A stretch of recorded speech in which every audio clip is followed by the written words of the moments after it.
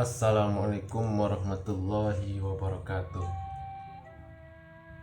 Baiklah, pada kali ini kita akan melanjutkan membaca buku Tambo Alam Minangkabau mengenai silsilah dari Nini Sri Maharaja Diraja. Kemarin kita sudah membaca tentang siapa penghulu pertama.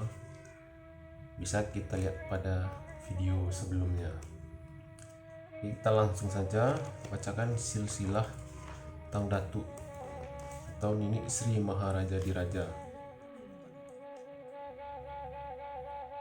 Menurut Tambo, Nini Sri Maharaja Diraja dengan istrinya memperoleh sepasang anak.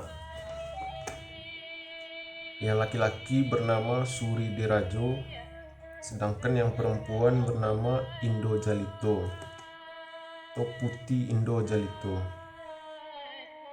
Indo Jalito menikah dengan raja yang dinamai Rusa yang datang dari laut.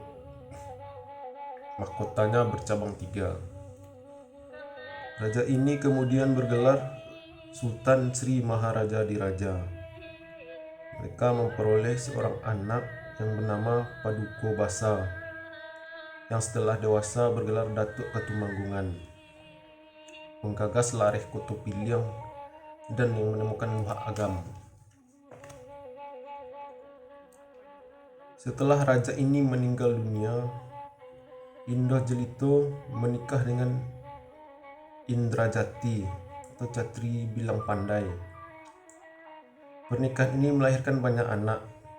2 orang yang terpenting ialah Sultan Balun yang kemudian bergelar Datuk Parpatih Nan Sabatang, dan si Kalap Dunia yang kemudian bergelar Datuk Sri Maharaja Nan Banigo-Nigo.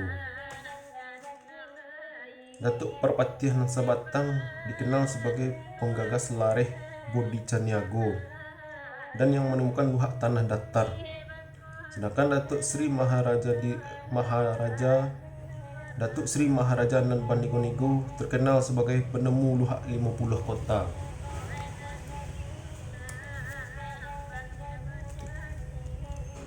Bisa kita lihat bagannya, keturunannya di gambar berikut.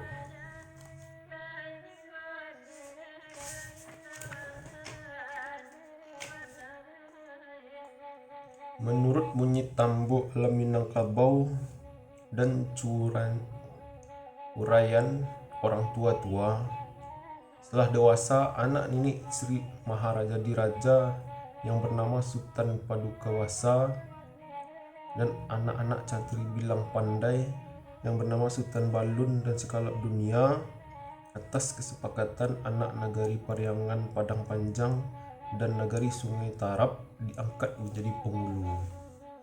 Jadi yang 3 dijadikan penghulu. Sultan Paduka Basa bergelar Datuk Ketumanggungan.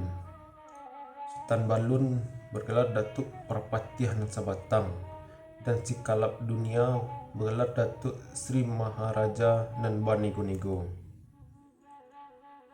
Beliau itulah penghulu nenek kita yang cerdik pandai, lubuk akal, lautan budi, lagi keramat ketiganya.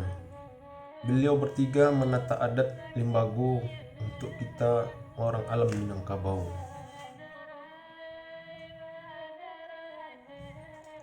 Kata ahli adat, setelah Sultan Balun diangkat menjadi penghulu, beliau pergi berlayar keluar dari Pariangan Padang Panjang, hendak pergi ke Pulau Langgapuri. Dalam perjalanan kembali pulang, di tengah lautan beliau mendapat sebatang kayu yang berisi lengkap di dalamnya segala perkakas untuk pertukangan seperti kapak, lading, pahat, dan perpatih. Oleh sebab itulah beliau digelari oleh Datuk Parpatih Nan Sabatang Kayu. Oleh sebab itu beliau digelari orang Datuk Parpatih Nan Sabatang Kayu. Kemudian ditetapkan dengan gelar Datuk Parpatih Nan Sabatang saja.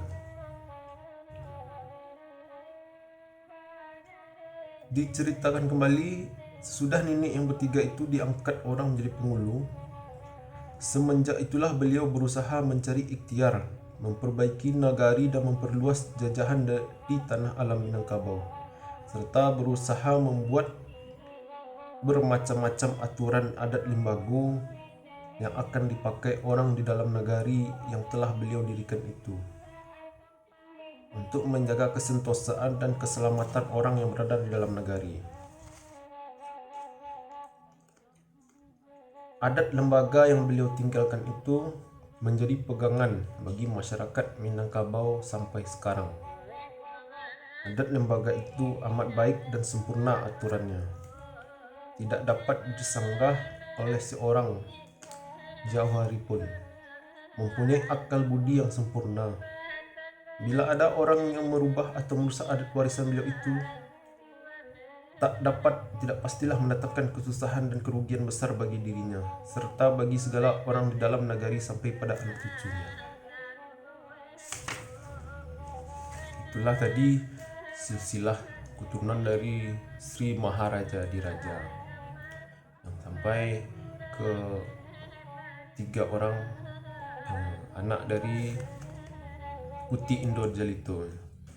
Pertama ada Sultan Paduka Wasa yang digelar oleh orang Datuk Ketumanggungan, dan Sultan Balun digelari Datuk Parpatiah dan Sabatang. Dan yang ketiga ada Datuk Sri Maharaja Nanban Nigo. Itulah yang menjadi pendiri atau yang membangun tatanan adat. Berikutnya kita akan membaca tentang Datuk Parpatiah dan Sabatang dan Ketumanggungan pada video berikutnya. Kita cukupi video kali ini. Jangan lupa ikuti terus. Assalamualaikum warahmatullahi wabarakatuh.